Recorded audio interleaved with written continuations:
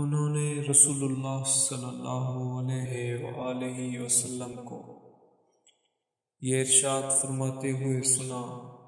کہ جب ایک بندہ مسلمان ہو جائے اور اس کا اسلام عمدہ ہو، یقین و خلوص کے ساتھ ہو، تو اللہ اس کے گناہ کو جو اس نے اس اسلام لانے سے پہلے کیا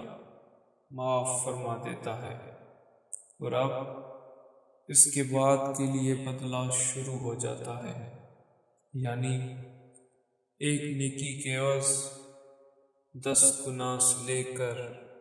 700 گناہ تک ثواب، اور ایک برائی کا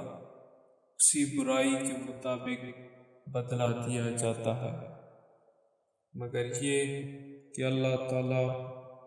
اس برائی سے بھی درگزر کرے اور اسے بھی معاف فرما دے، یہ بھی اس کے لیے آسان ہے۔